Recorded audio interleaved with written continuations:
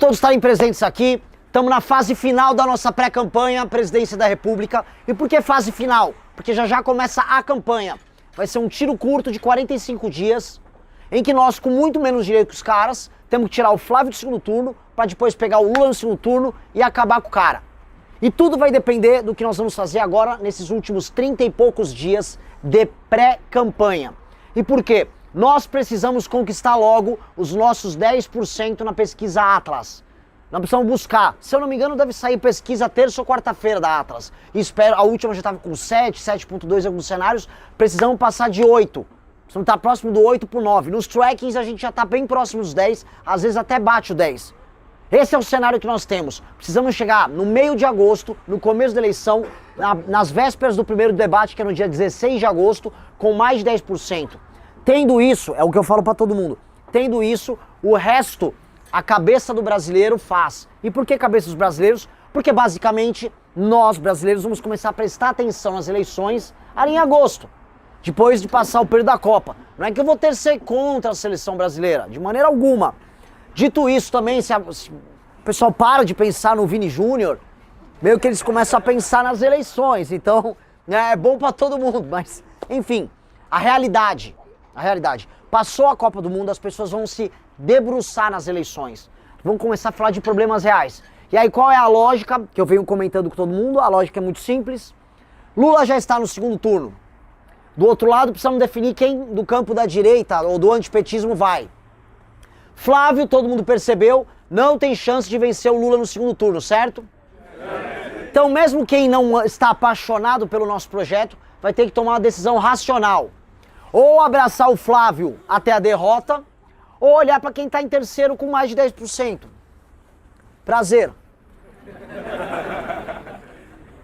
Isso vai acontecer. O eleitor vai fazer esse raciocínio, e esse será um dos principais argumentos que vocês terão para seus parentes que estavam embarcando no estelionato da família Bolsonaro.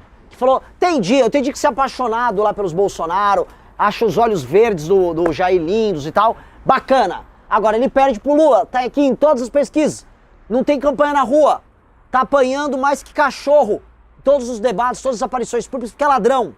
Que tal você apostar num cara que derrota o Lula no segundo turno? Esse é o caminho. Então, para muita gente, esse passará a ser o trabalho de convencimento e ele vai acontecer naturalmente.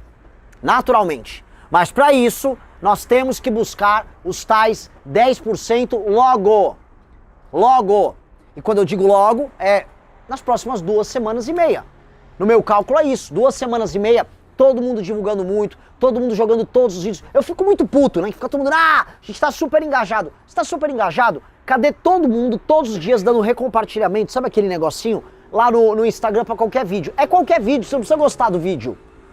Viu o vídeo, dá um recompartilhamento. Ponto.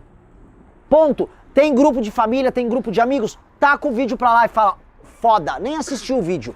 Fala, falou verdade, você não assistiu 30 segundos de vídeo, cara. Confia que eu falei mesmo. Então, é pra fazer isso com uma energia muito maior do que os demais. É pra ir em todas as reuniões de trabalho, é pra ir em todas as reuniões de família e é pra falar, é esse maluco sim. Porque agora, o tempo que eu tinha pra provar, não só pra vocês, mas pras pessoas, que nós temos mais proposta. 2, nós somos honestos. 3, nós trabalhamos melhor. 4, nós somos mais inteligentes. Isso já foi. Isso já era antigamente, mas agora como pré-candidato a gente provou. Estão copiando tudo que a gente fala. A única campanha possível é a nossa. Então tá provado. Já não precisamos provar mais nada que somos superiores. Então agora o que resta é força bruta. Força bruta, divulgação. E a real é, nós temos mais engajamento do que todos eles. O engajamento nosso nas redes sociais, os vídeos que a gente vem postando, vem aumentando. Se vocês puxarem agora meu Instagram, teve 1 ou 2 dias atrás, o Riso viu, tinha um vídeo de 5.4 milhões, outro de 2 milhões logo ao lado. O homem é bom! O homem é bom!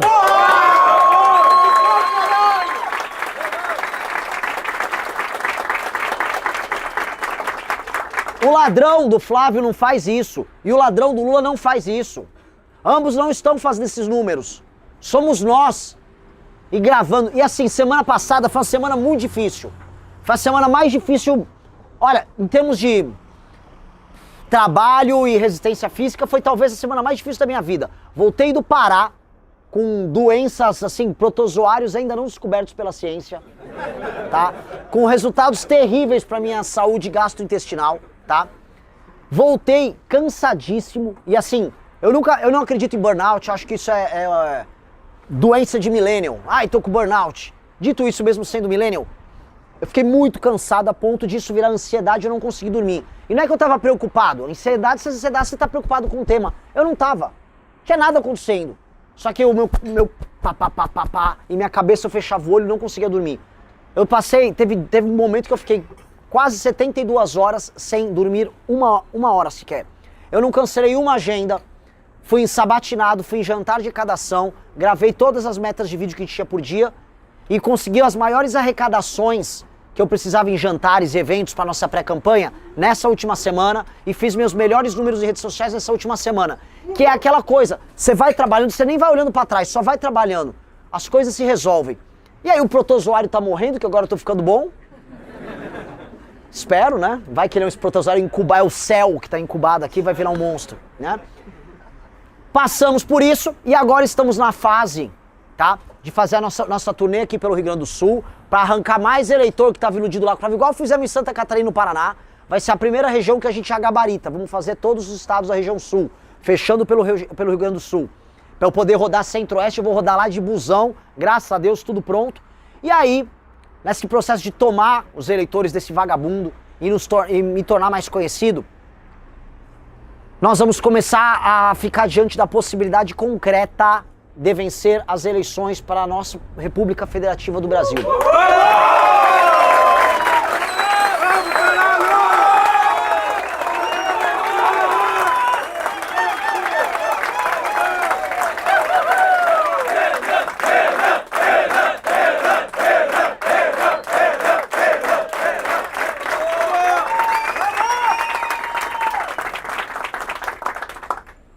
Realmente, quando a pessoa fica gritando Renan, Renan, você tem que controlar o ego, né? Você tem que ficar assim. Em Roma, haviam homens que ficavam do lado do imperador ou dos Césares, né? Ou enquanto eles estavam sendo ovacionados, ficavam: você é mortal, você vai morrer, você não vale nada, você não é ninguém. Só pro cara nunca se esquecer disso, porque é muito perigoso essas coisas. Não façam isso. Graças a Deus eu não ligo, por isso que eu sempre fui bagunceiro e desleixado, pra sempre olhar. Minha autoimagem é uma porcaria, tá? Mas, digo isso, eu agradeço muito, porque não é sobre Renan. Isso aqui é sobre missão, é sobre o nosso trabalho. Eu sou apenas o primeiro dos candidatos da missão.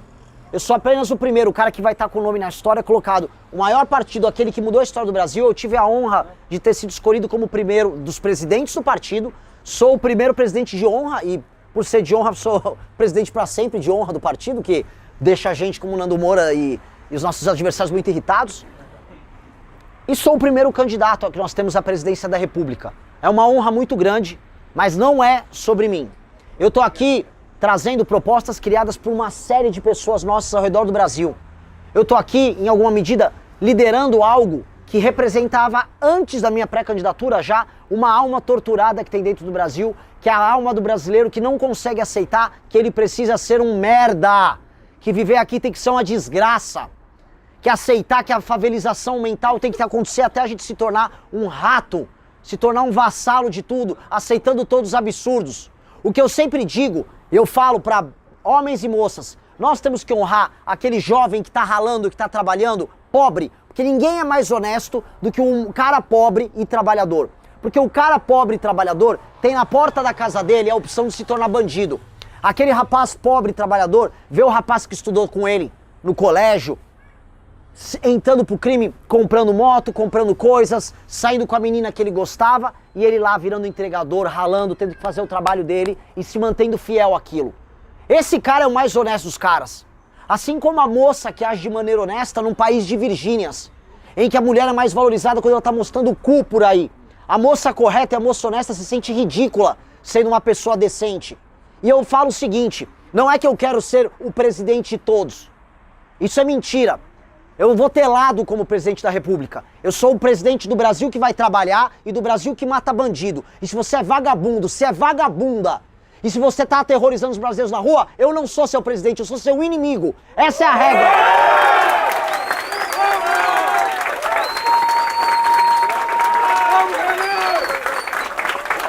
Essa é a regra. Chega de papo vazio. Eu não quero mais discurso vazio. Eu não quero papo que não chega a lugar nenhum. Nós precisamos ter lado, porque se você não escolhe lado numa briga, você não é ninguém. E aí vão falar, ué, mas na última eleição pediram voto nulo, tem posição, tem lado mais difícil do que aquele que você toma tiro dos dois lados? Quando você escolhe puxar saco de um, você evita a porrada de um lado e se promove falando do outro.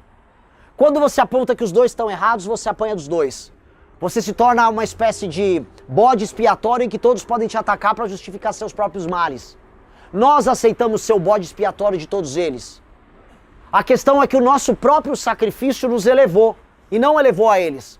Que esse se tornou o destino, por exemplo, dos ex-MBL, de todas as pessoas que estiveram conosco que nos traíram. A vida deles é ser um eterno ex-MBL, é ter que ir em podcast para justificar quem eles são através da negação da sua origem. Eles não são ninguém. Surgiram criados por nós e agora vivem fora do nosso grupo, pautados por nós. No momento em que nós, este grupo que foi desprezado e chutado, somos hoje, vejam só, eu falei isso ontem no Congresso e isso é muito importante, a última fronteira, a última linha de defesa. Não há outro nome que possa derrotar o Lula que não o nome na urna de Renan Santos do Partido Missão. Somos nós que vamos derrotar o Lula. Sobrou pra gente essa tarefa. Igual sobrou pra gente essa tarefa em 2015, quando precisávamos derrotar Dilma Rousseff. Dilma vence em 14 o Aécio, não havia oposição, eram homens fracos como sempre foram, homens do PSDB, homens do DEM, que nunca conseguiram se organizar e que em grande medida estavam nos mesmos escândalos deles. Quem se insurgiu fomos nós, que ninguém esperava nada no impeachment da Dilma. Vencemos. Hoje, com a mesma oposição fraca da turma que fica no Congresso, olha lá a hipocrisia da esquerda. Vocês conhecem essa turma, vocês são do estado do Bibo Nunes, certo? Parabéns, eu tenho alguns lá no meu estado também. Podemos até fazer uma troca. Da cidade também agora, prefeito. Pois é. Então, o que nós temos diante disso? Uma oposição fraca, com lideranças fracas, puxa-sacos e homens sem culhão. Desculpa o termo aqui para as mulheres que estão presentes. Peço desculpa, por favor. Mas é verdade. Homens fracos. E com homens fracos e corrompidos, você não vai a lugar nenhum. Somos nós que vamos fazer isso. E eu digo mais, todos aqueles do campo da direita que hoje nos diminuem, que hoje pisam na gente e que ficam colocando o nome nosso na boca deles para ficar o tempo todo falando mal, eles estarão fazendo campanha para nós no segundo turno. Vocês podem escrever. Vamos!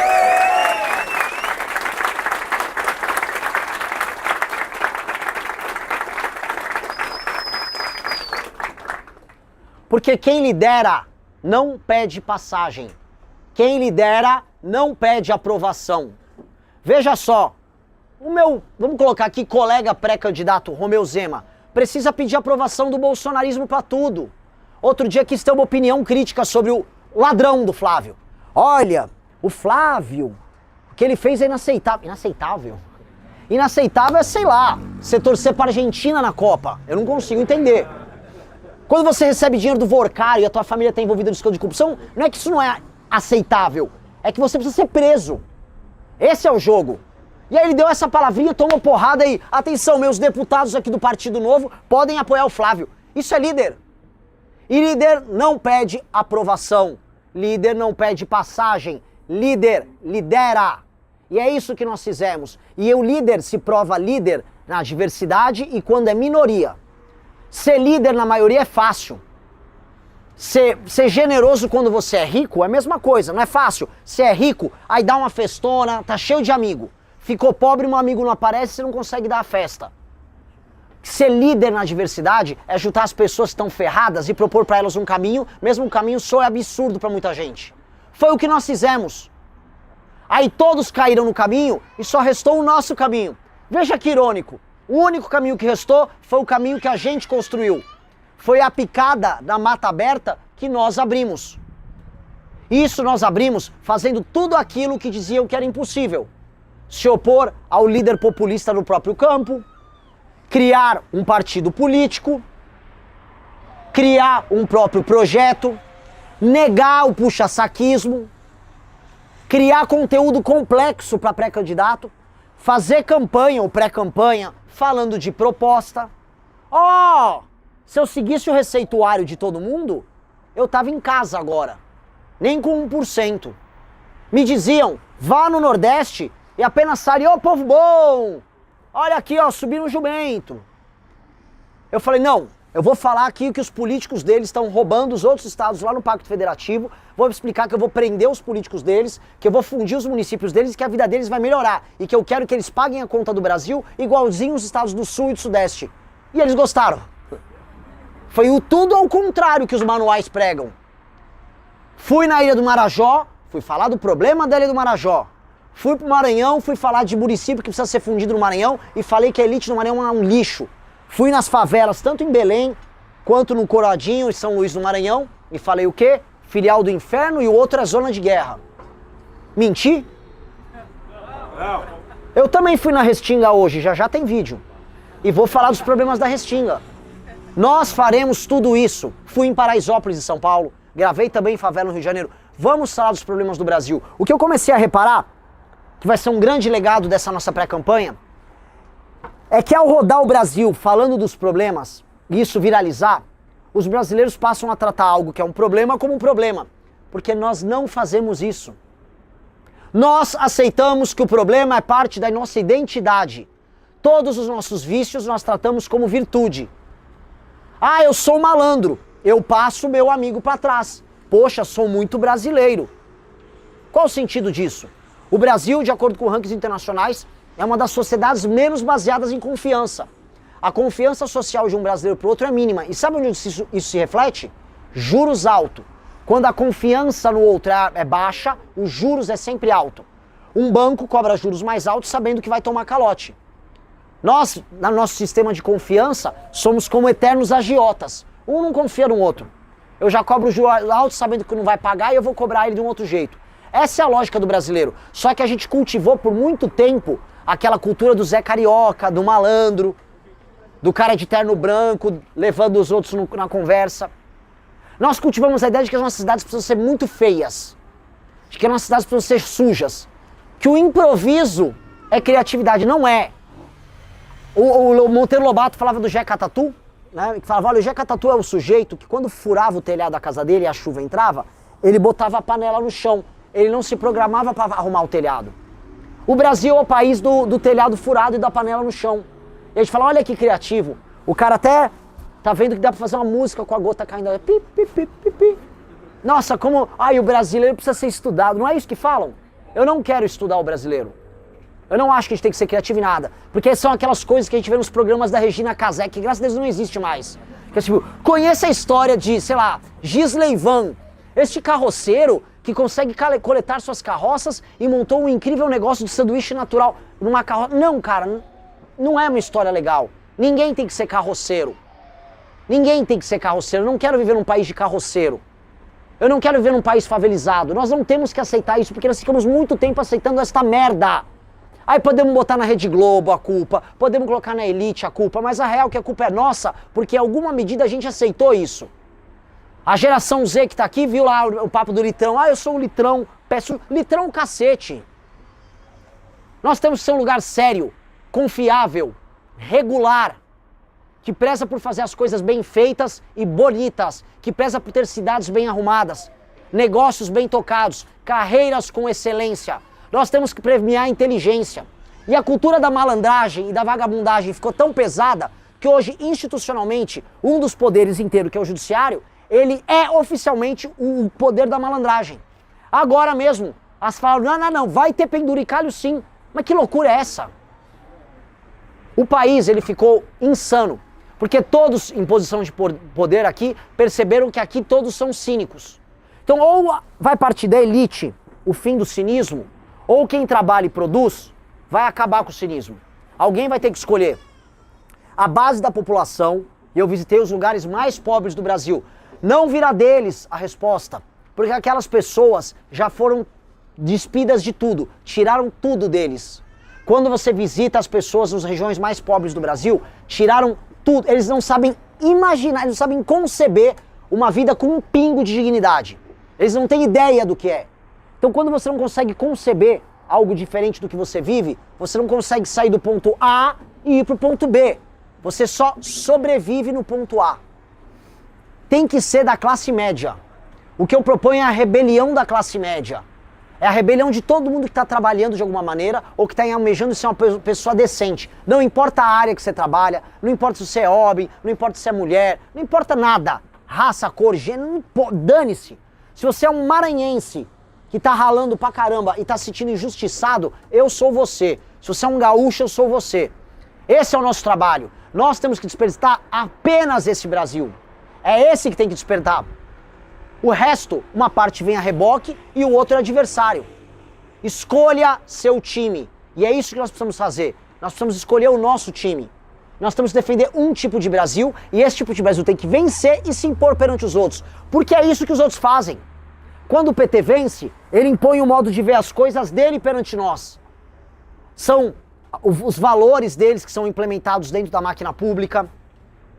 É a visão de história deles que é implementada no sistema educacional, nos livros. É a visão dos artistas deles que vão parar nos filmes. É a visão de Brasil que é construída através deles. Subvertem palavras, subvertem sensibilidade. O Centrão, mesma coisa, o Judiciário, mesma coisa. Quando chegar lá, nós temos que fazer a mesma coisa para cima deles e evitar que a visão deles volte a crescer. Nós precisamos fazer o que precisa ser feito para tornar esse lugar um lugar sério. Porque o Brasil não é um lugar sério. Quem fica comprando um patriotismo vazio, um patriotismo oco, dessas bandeirinhas aqui, em que você só é patriota para torcer pro Brasil na época da Copa, eu não compro esta merda. Esse país tá uma droga, esse país tá uma desgraça. Vivendo isso aqui não vale a pena. Vivendo isso aqui é uma tortura e vai ser cada vez mais uma tortura. Porque vai precisar, para pagar essas contas públicas, extrair mais e mais dinheiro só de um grupo social, que são as pessoas que trabalham.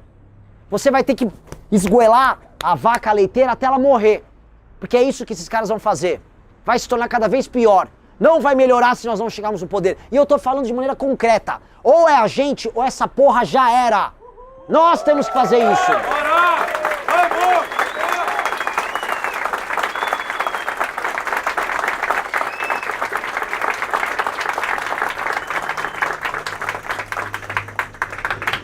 Falar que o Lula, que está interessado em botar 4 ministros do Supremo no próximo mandato dele, com o partido dele, para comprar de vez agora o legislativo e fechar o pacote executivo, legislativo e judiciário, pro Lula, os únicos meios que esses caras têm é basicamente terminar de esfolar a classe média. E o Flávio? O Flávio é, mais do que o Lula, o candidato do sistema. Porque o Lula quer tomar o sistema para si. E o Flávio é submisso ao sistema. O Flávio é o candidato do Centrão. Por isso que ele queria que o Ciro Nogueira, envolvido no Master, fosse o seu vice. Por isso que o Centrão inicialmente tinha fechado com eles. O Flávio era o candidato do sistema. O Flávio também era candidato judiciário. Veja se o STF faz alguma coisa com o Flávio. Já fez? Sempre o poupou. Flávio só existe por decisões do STF. Decisões do Dias Toffoli, que acabaram com as provas obtidas pelo COAF contra ele, porque era rachador e ladrão, como irmão e como pai. Salvo pelo Gilmar Mendes, que tirou do Judiciário do Rio de Janeiro o processo dele que envolvia a rachadinha, que deu foro especial, retroagiu o foro especial dele pro período que ele era deputado estadual, uma loucura, invenção do Gilmar. Esse cara é o cara do sistema. Esse cara é o cara do mais do mesmo. Então é de um lado o projeto autoritário do Lula, que pode vencer se o Flávio for pro segundo turno. Do outro, o não projeto do Flávio, que basicamente é qualquer coisa do sistema. E para romper com essa droga, de maneira muito improvável, sem recursos, rodando de carro, nós, de maneira improvável, nós, contra tudo, contra todos, nós, motivo de piada, nós, mas única esperança para derrotar esses caras, nós, somos nós. Você tem que sentir, que é o que eu comecei a sentir, especialmente nesses dias que eu não dormia, você começa quase a alucinar. É horrível, eu nunca fui uma pessoa que tive crise de ansiedade, crise de pânico, depressão. Eu sempre fui um cara sem graça nesse sentido, eu sempre fui muito estável. É horrível não dormir, é horrível. E é horrível quando sua cabeça fica quase delirando de cansado e você fecha o olho e ela não mexe. E ali, nesses delírios, eu comecei a falar, eu vou ganhar. Nós vamos ganhar, isso aqui tem algum significado. Eu falei, é óbvio que é a gente. É óbvio, sempre foi a gente. É o nosso destino. O destino olha pra gente e nós olhamos de volta. E nós seguimos em direção a ele. E o destino jogou pra gente todas as dificuldades que a gente encontrou. Todas as negações, todas as operações que fizeram contra nós, todos os ataques, todas as traições, todas as sabotagens. E o destino também nos colocou pessoas incríveis, que nunca desistiram no processo. E o destino vem sendo justo conosco. Vai caber a nós aproveitar a janela que o destino nos deu agora. A janela está dada. Boa parte daquilo que a gente chama de elite no Brasil começou a ver a nós como a única pré-candidatura possível. Eu rodei os salões, as casas das grandes figuras da elite de São Paulo. Na semana seguinte fiz a mesma coisa no Rio de Janeiro. Uníssono. É o único candidato possível. Todos concordaram.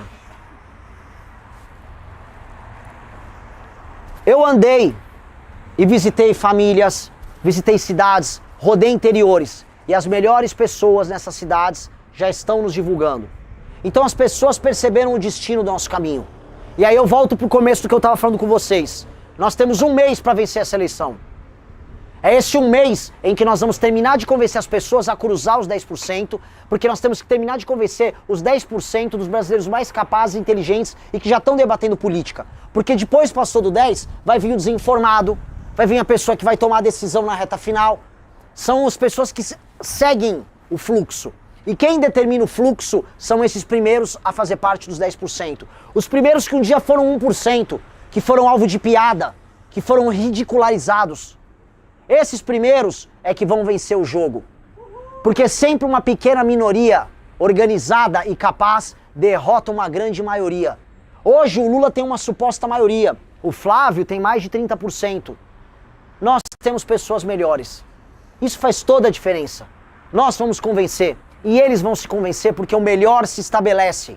E a nossa função aqui é fazer o que é correto e o que é justo. Nos apoiar é uma decisão moral acima de tudo. Não é uma decisão eleitoral, sequer uma decisão sobre projeto de poder. É uma decisão moral. Porque a gente é o único que se esforçou para ter uma proposta para o Brasil. Se você ama algo, você se esforça por algo. Nós criamos centenas de páginas de projetos para o Brasil. Nós rodamos o Brasil. Então se a gente se esforça mais, se a gente estuda mais, significa que a gente ama mais. E se a gente ama mais, a gente vai fazer muito melhor do que eles. Então é uma questão moral. É uma imoralidade entregar o Brasil para esses caras.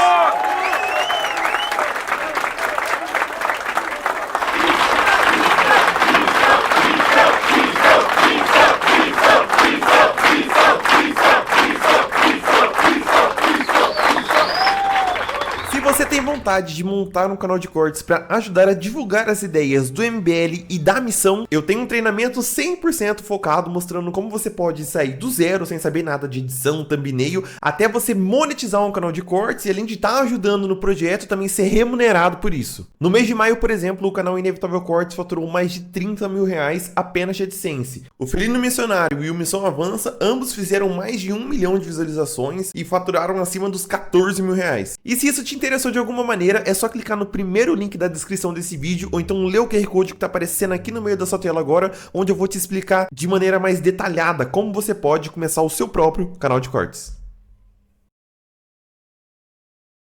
Gostou deste corte? Então deixe seu like, inscreva-se no canal e ative as notificações. Assim você não perde os próximos vídeos e ajuda o Brasil Politizando a levar mais informação e debate para cada vez mais pessoas.